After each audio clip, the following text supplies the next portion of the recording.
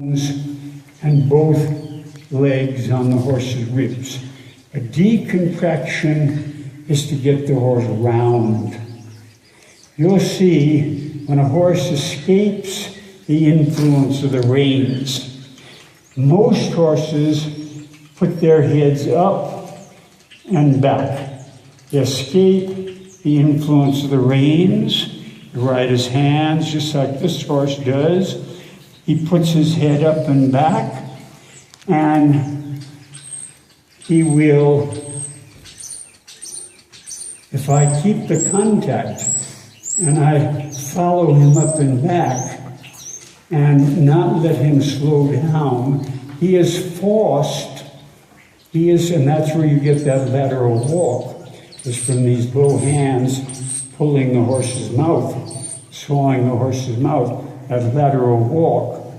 You'll see I always have the horse on a diagonal frame of control between the inside leg and outside rein. The horse is not overbent to the left. The horse is not overbent to the left. Don't drop your hands.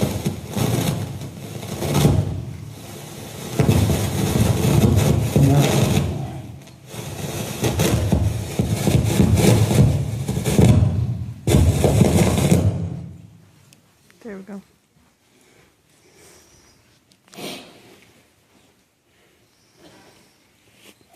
Until the horse realizes he has to go forward and accept the bit. Because until the horse is somewhat on the bit, my rein aids, my hands can't affect the horse's will. You watch how I get a horse's head down. As my hands go up, my hands close, which makes it uncomfortable for the horse because he's in a position I don't like. And as he stretches in a soft way like this, my hands lower and my hand relax a little bit. But when he contracts like this, my hands go up, my hands close, and my legs maintain that forward movement, that he is forced to go forward to the hand, what is called on the bit, on the bit. The normal term is on the bit, because we want your horses not boring on the bit, but we want your horses stretching on the bit and getting round. Now, as I make a transition, you'll see my seat deepen, my back brace, my legs stay there so he doesn't lose impulsion, and make some different transitions now. Don't. This horse is so knows how to get above the bit. So we teach the horse also the signal of the seat and back. That when I deepen my seat and brace my back, the horse comes down. And I'll need less hand in the future. In the future, because he understands the signal of my seat and back. Then I go to a slower gait. The first stride of the walk here has to be forward and straight. The first stride, the horse has to go, keep the connection with his mouth. You'll see how steady, but resistant my hands are. The first stride, keep the contact, feel both sides of his mouth. Now a different transition. Oh, Relax. Don't let him back up. Don't let him back up. That's the worst fall in halting, is reining back, because he is escaping my legs. Walk forward.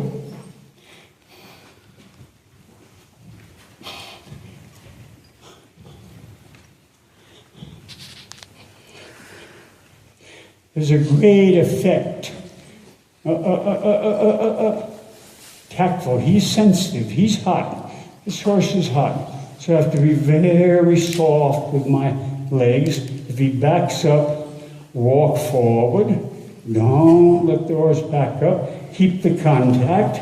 Feel both sides of the horse's mouth.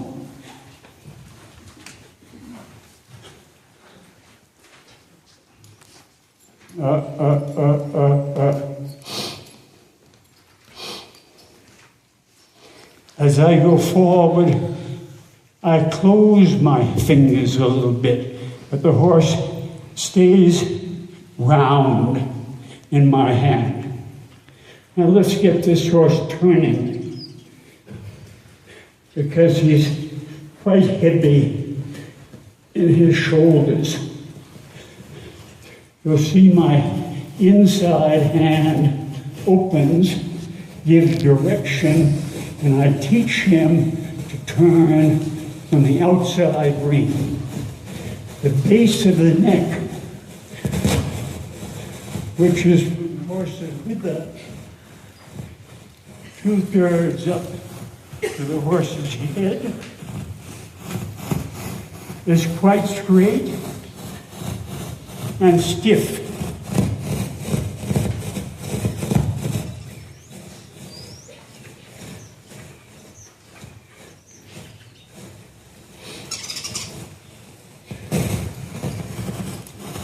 There's in fact no such thing as leg yielding.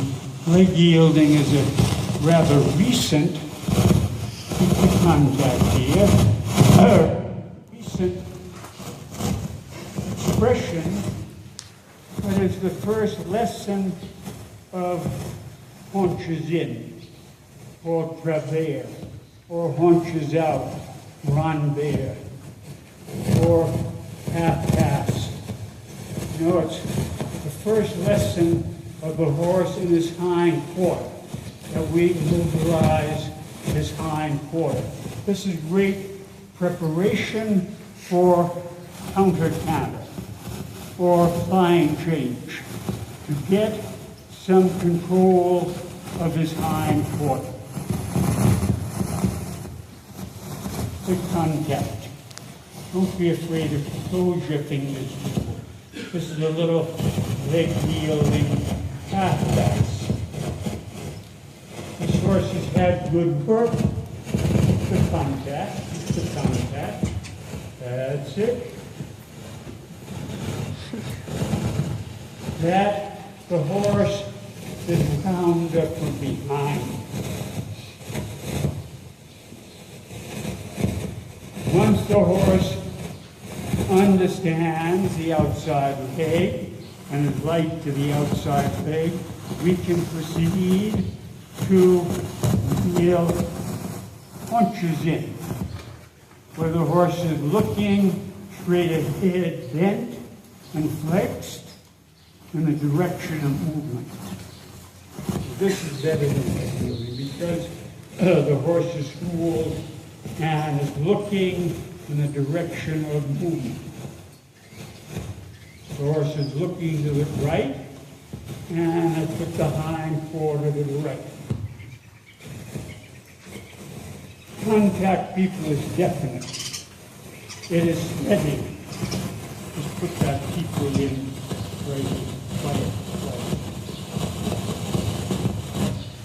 Keep the horse on the outside rein, inside leg.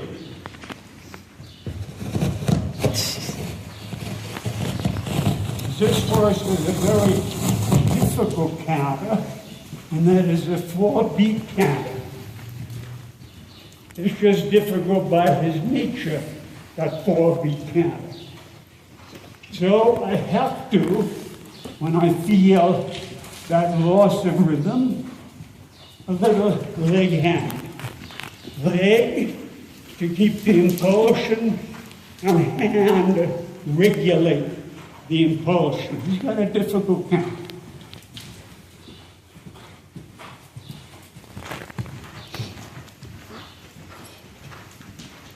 You'll see in the half halt a give and take. You'll see how I keep the horse in that diagonal grain, inside leg, outside leg.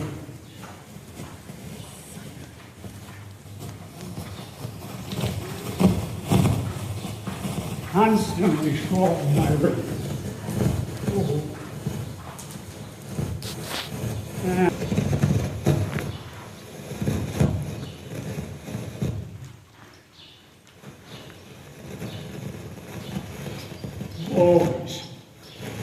Always inside leg, outside ring. Don't wait. This horse, lots of transitions.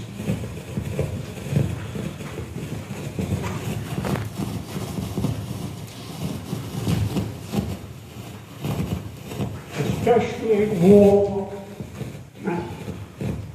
that he learned a better count. A little shorter, rounder, repeat count.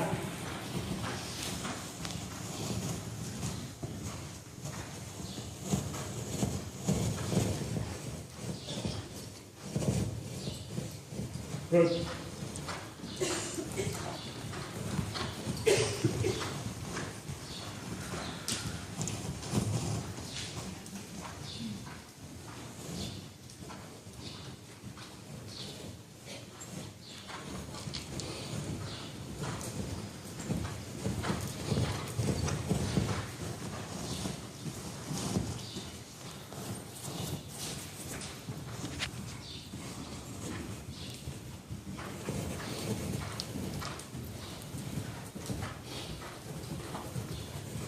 Difficult thing. It's a difficult thing.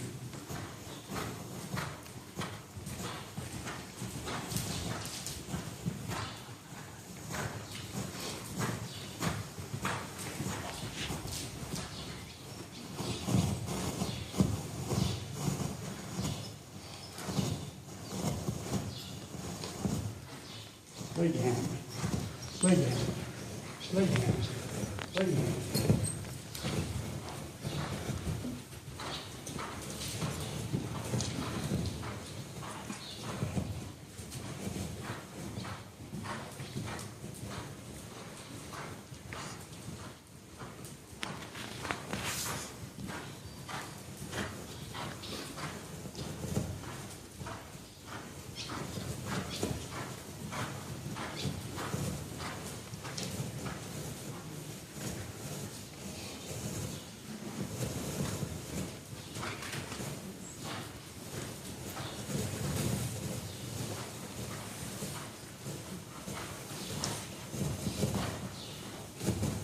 We improve this canter.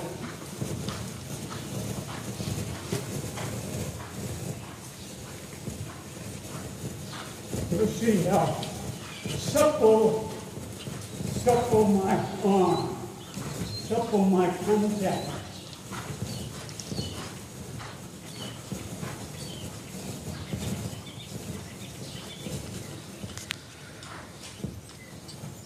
Now the horse will seat a bit,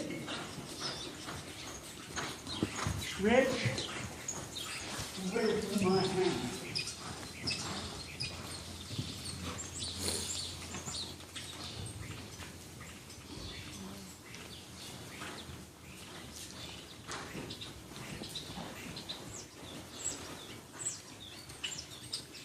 Where are my hands?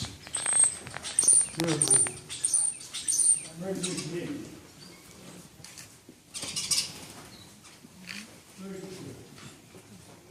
Now,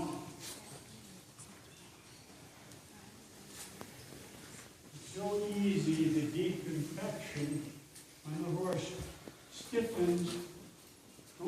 your hands, just the contrary.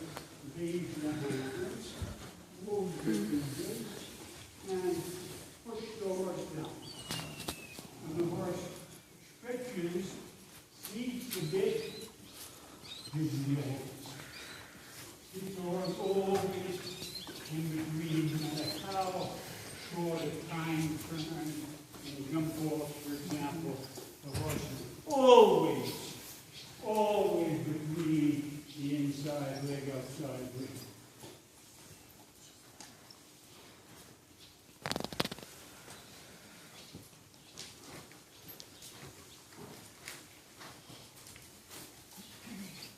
That's diagonal break.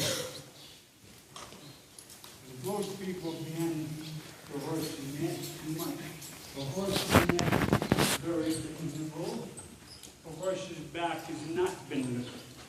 So, when you talk about bending a horse, you talk about the ribs. You bend the horse here, at the center of his girth here. The horse is bent here, not like this, not like this. The horse is bent, and his ribs, and you have contact with both hands, and the horse, the outside leg is behind.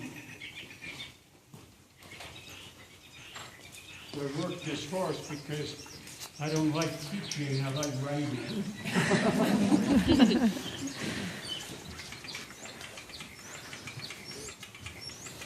You'll be working the horse's leg. Here's the shoulder, here's his arm, here's the shoulder, here's.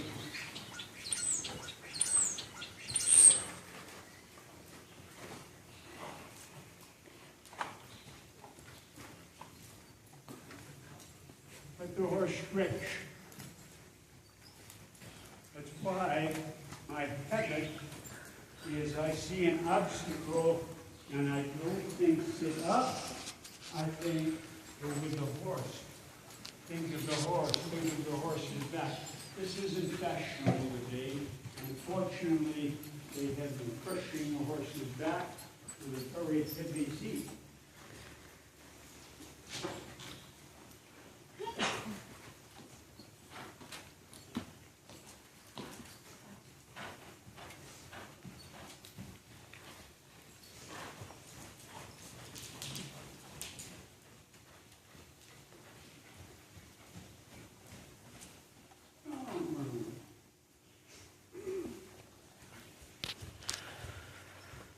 Horse should hold his own tempo, not get faster or slower.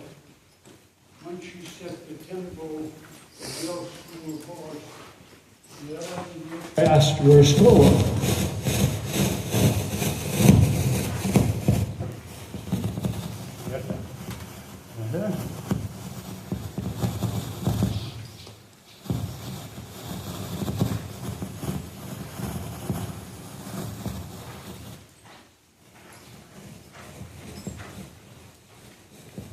If it gets big, stop and back in.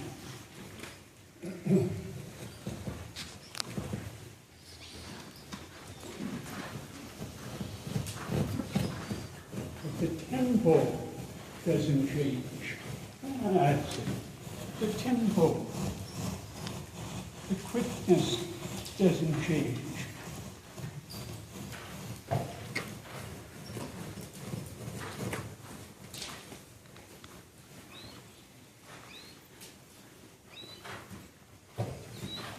You'll see the horse's back wing. The horse's back is winging because his hind legs are active and he is supple in his pole. So the horse's back is winging. Watch his back.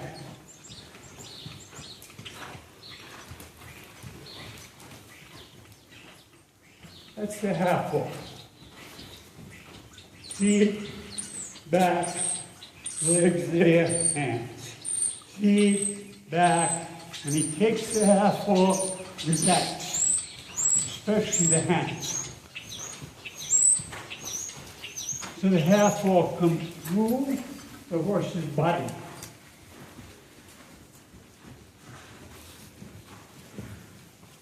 That's it.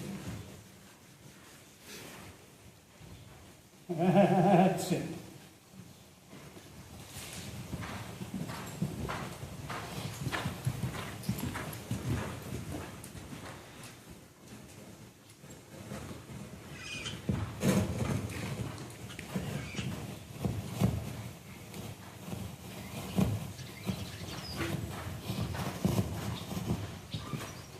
You'll see how important my seating back is. Now, I sit, stretch, and the horse takes the half wall with less hand,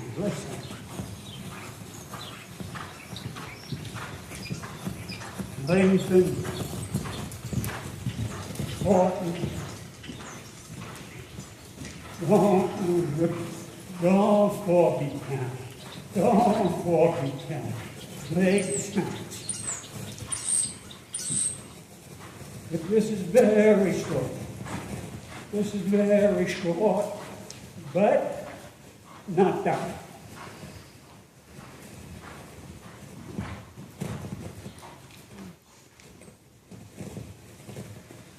Okay. The horse is better.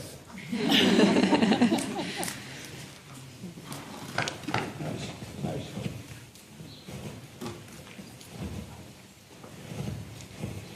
Okay, let's get your stirrups.